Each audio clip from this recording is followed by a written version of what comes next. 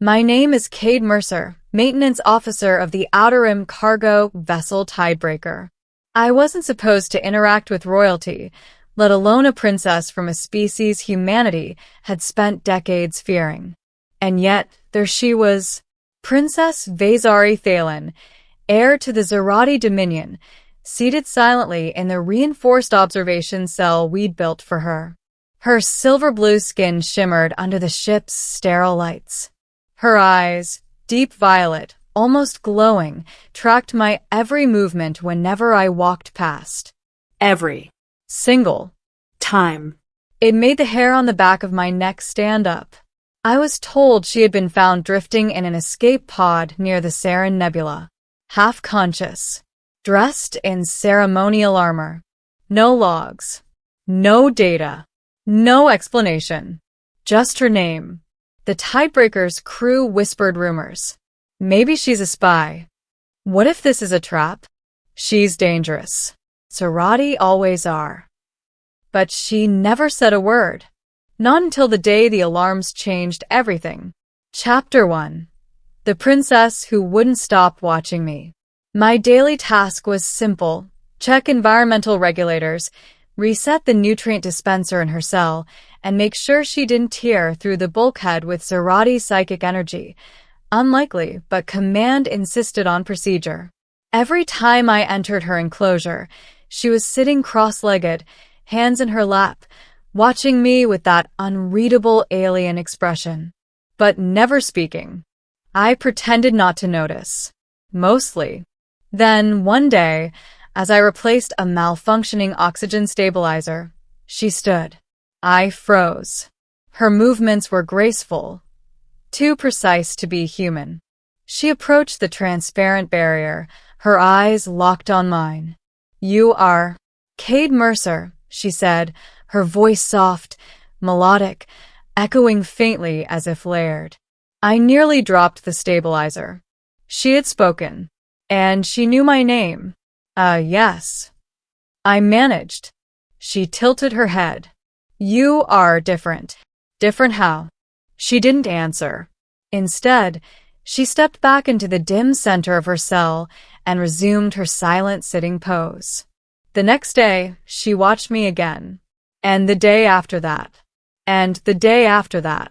Every time I entered the chamber, I felt her gaze like warm static across my skin. I didn't know then that she was studying me, evaluating me, choosing me. Chapter 2: The Attack. 3 days later, everything went to hell. A violent tremor shook the entire ship.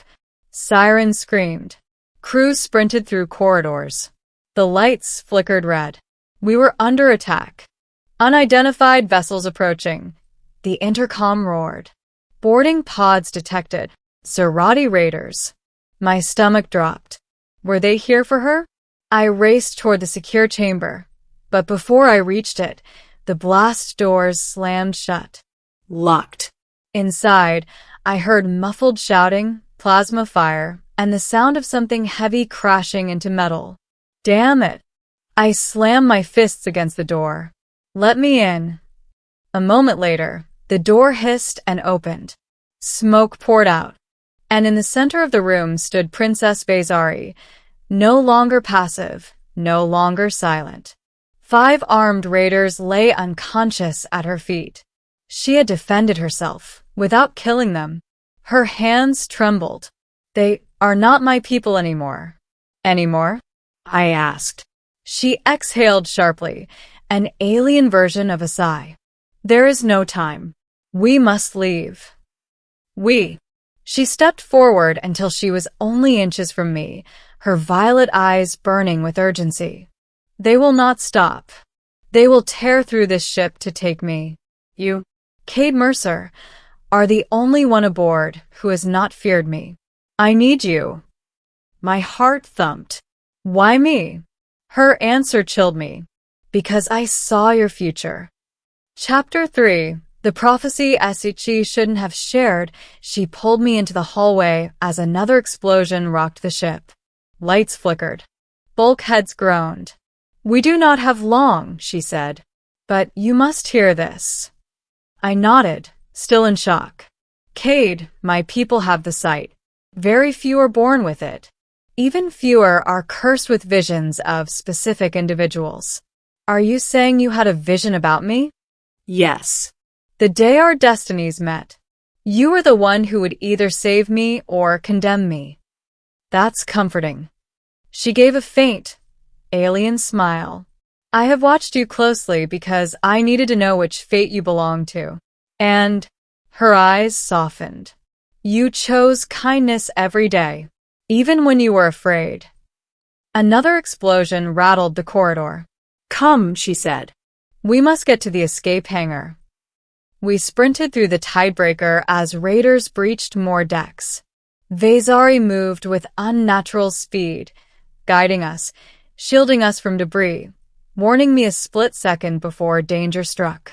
Once, a fallen support beam would have crushed me, but she pulled me aside with startling reflexes. You saw that coming too? I asked breathlessly. Not the vision. Your footsteps, she replied.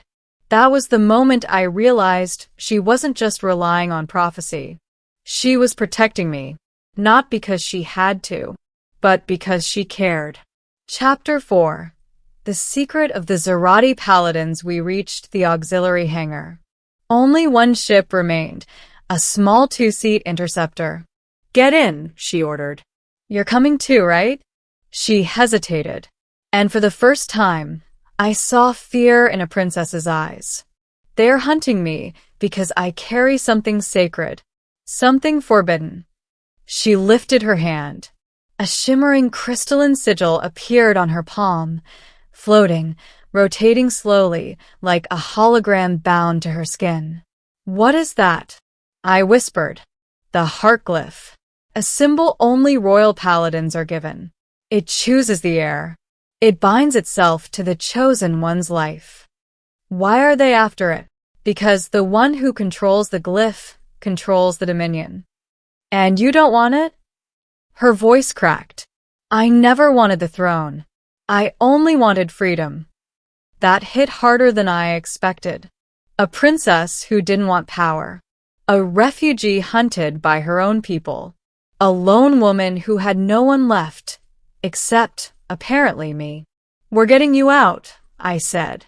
She smiled again, genuinely this time. Then everything turned to chaos.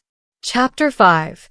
The betrayal. As we approached the small craft, the hangar doors slammed shut. Footsteps echoed behind us.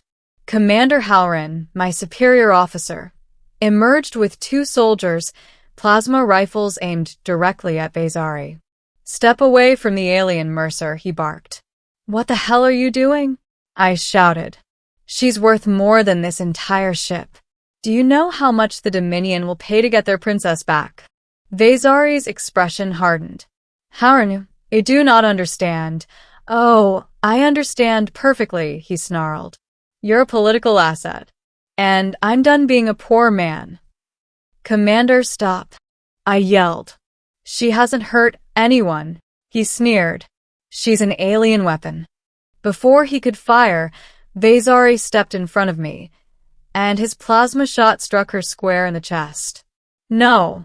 I caught her as she collapsed, her glowing blood scattering like tiny sparks across the floor. Her fingers clutched mine, trembling. You must run. Cade. Not without you. She shook her head weakly. The glyph, it reacts to fatal danger. If I die, it will unleash. The air suddenly shimmered.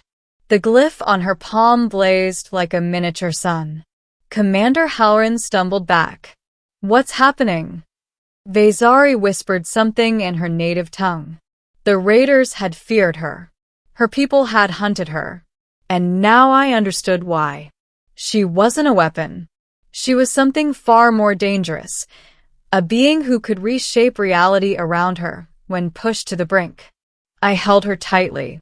Vezari, don't go. Her glowing eyes softened. You choose hope over fear. That is why I watched you. And then the light exploded.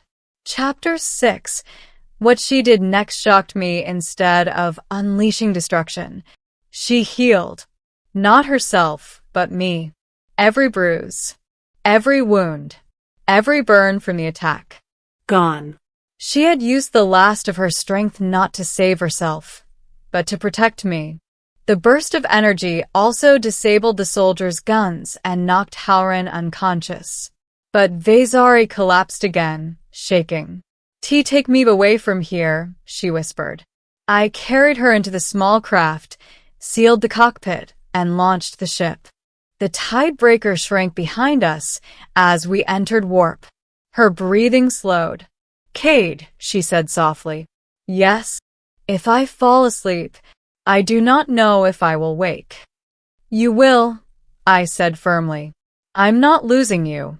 Her hand reached toward my face, her fingers tracing my cheek gently. You are unlike any human I have seen, good or bad. She smiled weakly. Beautiful in your own way. That stunned me into silence. Then she added, and if I live, I choose you. My chest tightened. Princess, call me Vezari, she whispered. And then she fell unconscious. Chapter 7. The Ending. A New Destiny. Hours later, we landed on a remote moon colony known for being neutral ground, far outside Dominion reach. Medics stabilized Vezari, but warned me recovery depended on something rare, emotional stability after trauma. I remained by her side. For days. Her watchers, alien healers, humans, and neutral species noticed something strange. Whenever I held her hand, her vitals stabilized. Whenever I spoke, her brain activity normalized. Whenever I slept beside her bed, her glyph dimmed peacefully. One morning, she finally opened her eyes. Kate, her voice was clearer than ever. I leaned forward, relief flooding through me. You're safe. They can't find you here. She touched my hand again, stronger now. You stayed. Of course. I saw many futures, but not this one, she whispered. Not the future where someone chose me, not the title, not the glyph, just me. I felt my heart pound. She sat up slowly, moved closer, and placed her forehead gently against mine. Zirathi gesture for deep trust. Cade Mercer, she said, voice warm and resolute. I watched you because destiny told me you would matter. But what shocked me is that I began to care long before destiny said anything. What now? I asked softly. Her violet eyes brightened. Now we choose our future together. Outside the window, stars drifted quietly. A runaway princess with cosmic power. A human engineer who risked everything to save her. Two people who were never meant to meet. But fate, or something deeper, had other plans. Our story was just beginning. And this time, she wasn't watching me out of caution, but out of affection.